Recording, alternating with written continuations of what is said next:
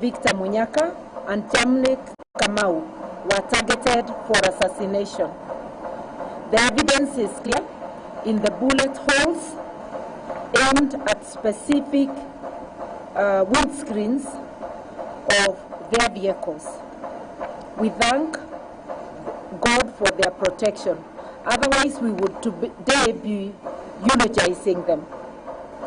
Their only crime having been exercising their freedom of association and expression.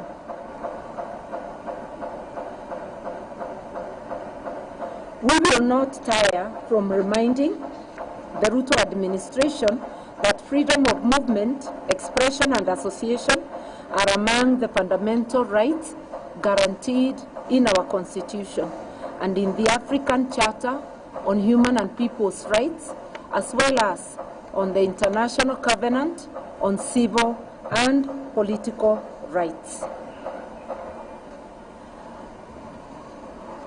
On Tuesday this week, after the Halloween attack, the United Opposition presented irrefutable evidence to the Independent Policing Oversight Authority, IPOA, this criminal assault and attempted assassination of our leaders. We expect IPOA to treat this evidence with a grave concern that it deserves. Any attempt to unlawfully take the life of a human being, regardless of ethnicity, gender, or rank, ought to be condemned in the strongest terms possible.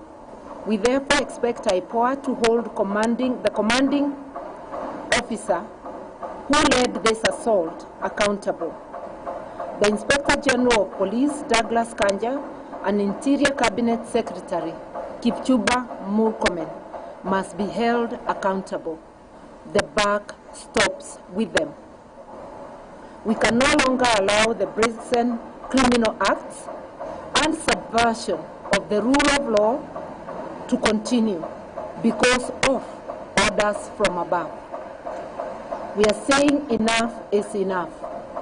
We have heard Ruto saying enough is enough, but we remind him as an employee, you can never tell your employer enough is enough. You can only pack your bags and go. We are his employers. We are telling him enough is enough. This has to stop. He cannot create a Haiti-like militia in Kenya to destroy the peace and tranquility that we have been having. Fellow Kenyans, our country is ailing. Some even say it is at war with itself, not because of the global recession or pandemic, but because of an epidemic called William Samoei Ruto. The instruments of power are in the hands of a person who simply doesn't care for the well-being of the citizens he purports to govern. For instance, we are aware of a cargo of 25,000 metric tons of sugar that recently landed in our port at Mombasa. This sugar is already on its way to Western Kenya, to a Western Kenya sugar factory to be repackaged and sold to Kenyans. Yet, it was condemned as unfit for human consumption in its country of origin. But it has been cleared quickly and is now headed to be distributed in this country, shows the heartlessness of this regime. They have made money their God. We demand that these consignments already earmarked as publicly condemned be earmarked as publicly condemned and destroyed immediately, so that it is not used to poison Kenyans. I will let one of our youth read the rest. Thank you. Thank you so much. My name is Ken Babu, and I proceed. Fellow Kenyans, this is a criminal regime that not only resorts to willful violence against its people, but resorts to physically harming its populace and fit for public consumption of goods, but also attempts to limit its people by willful and defunding education, which is a right. Just a week ago, the Cabinet Secretary for Finance, John Mbadi, publicly declared that Kenya can no longer sustain free primary and secondary education. The proposed cuts to capitation and demand that Kenyan parents pay more for the education is an affront to Constitution, having been entrenched in Article 43(1)(f), which guarantees the rights to education for everyone, while Article 53(1)(b) specifically ensures every child's right for free and compulsory basic education. Hence, defining education is not only insensitive but unconstitutional. We implore us to reason to these words of Abraham Lincoln, and I quote, "Do not interfere with anything in the Constitution.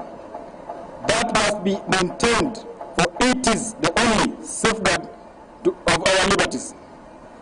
We must tell the illegitimate regime of Mr. Ruto that Kenyans want education, health, and other basic needs, and not handouts in the name of empowerment. And therefore, we all agree that having Mr. Ruto as the Kenya's president today is one of the most historical mistakes that ever happened in this country. And therefore, one term is unstoppable. One term. One term. Another one? Yeah. It will be finished by state. Honorable. A lady. No. Let's have a lady. It's gone. Ndio ya mwisho. Okay. Under Ruto's torrid regime, our beloved country has in under 3 years, we have been subjected to socio-economic and emotional assault as the people of Kenya, which is illegal, unconstitutional, and criminal in every form. This is not speculation. We repeat, this is a fact. Their first and only qualifying modus operandi is theft, destruction, and death as the Ruto state-governed policy. 2, they are now scrutinizing future taxes, a criminal and yes, unconstitutional move to borrow externally against future taxes without parliamentary sanction or debate. It is not only a similarly crude betrayal of public trust, but also a direct violation of the Public Finance Act. The behind closed doors is a reckless scheme to sell off Kenya's future. To conceal their criminal operations, they have created marquee financial vehicles called special purpose vehicles. These are run by faceless technocrats and unaccountable corporations. The primary objectives of this vehicle is to divert public resources like robbery. It is shameless thievery, the likes of which no nation on planet Earth has ever seen or should witness. We call for the following with immediate urgency. Number 1, Parliament must reclaim its authority and halt the illegal securitization of public taxes. 2, an independent audit into all SPVs being used to handle public resources. 3, the government must restore full capitation to schools and publish a clear time-bound commitment to fund free education as enshrined in the law. 4, Kenyans must mobilize, organize, and resist through civic engagement, legal action, and national solidarity.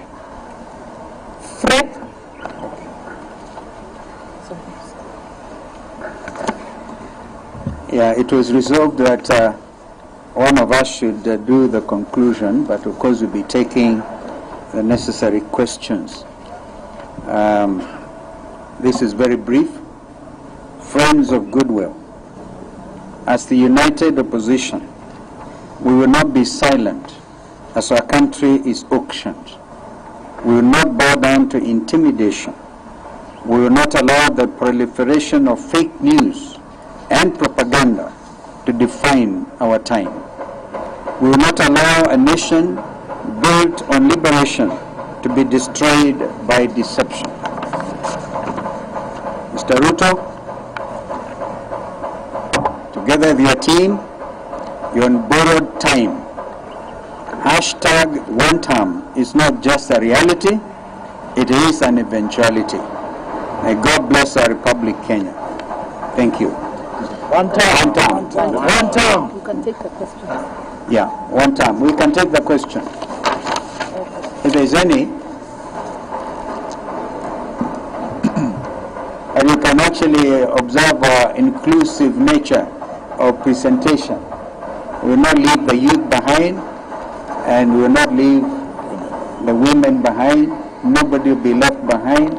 We do not claim monopoly of presentation going forward. Any question?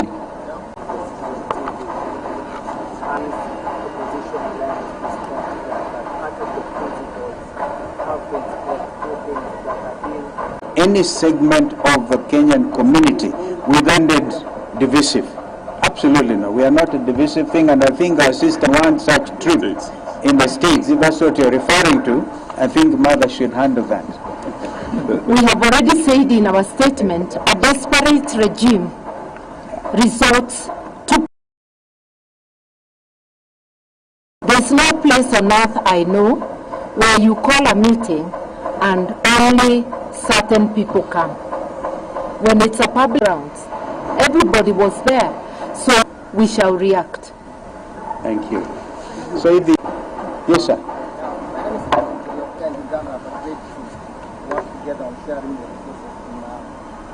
Some of us are very clear.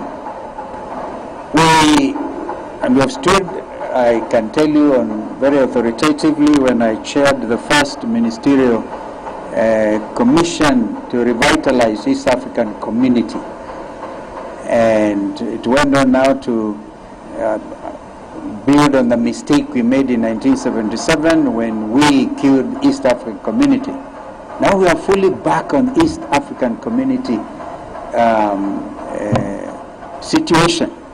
So some of us stand for borderless East Africa and the rights of establishment. The parliament sitting in Arusha should be able to quickly deliberate on some of these things. So if you look at it that way, does it matter which side of the lake is Megigo Island? Doesn't really matter, because we want to see a borderless East Africa where professionals can have rights of establishment in Kampala, in Dar es Salaam, in Kigali, in Juba, in Nairobi. That is the vision. So this other one is, in my view, permit me to say, a bit narrow-minded. Also add and say this. It is very well for Uganda and Kenya to agree on Migingo. Any agreement to resolve, can they retrace their steps and do it legally? We also want to remind them, we have not forgotten. We are still focused on the criminal acts by the government. And a suit will be filed also extending to Ugandan government for the criminality. We have not forgotten the cross-border abduction of Mwambi. It looks like the three original states of East Africa are collaborating on oppressing their citizens. We want to hear their voices telling us whether the issue of diplomacy. What's your take about the Tanzanian group? They are proposing to ban all foreigners, including Kenya. You cannot think of free movement of goods and services without talk about businessmen and women. So we would want East Africans to enjoy being East Africa. When you're in Uganda, in Kigali, or in Bujumbura, then you have to be restricted. No. The longer term vision of integration incorporates a treaty and the integration. Yeah, absolutely. Just the last one. Yesterday we had the Secretary General say the ban by Tanzania was a reaction to what happened back in May. a serious matter. If you look at the treaty establishing the East African Community, it's very clear when it comes again to freedom of movement of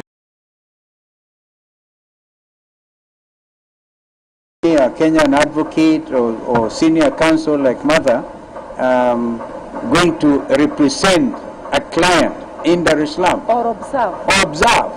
In any event, yeah, but just to mention that I had actually successfully observed Tundu Lissu's case on the 24th of April. But I issued a not too much, please.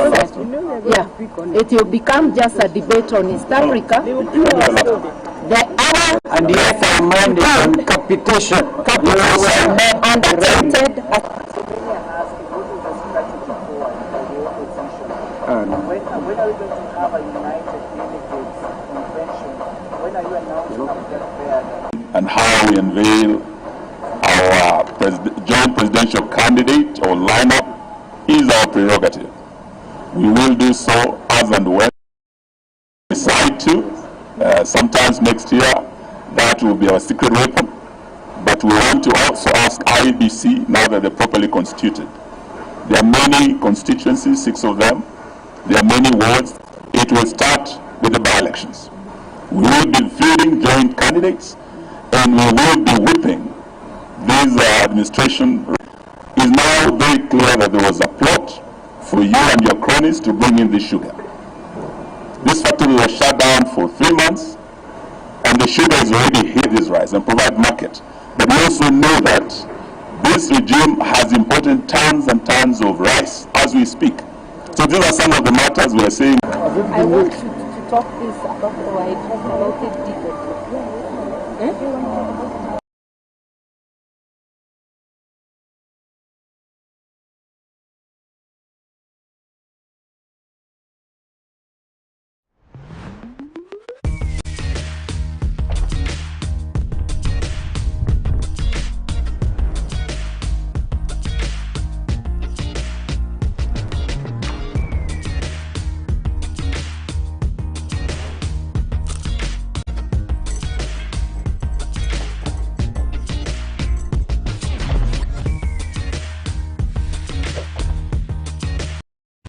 Maana hii ni sadaka ya kipekee. Because this is a unique sacrifice.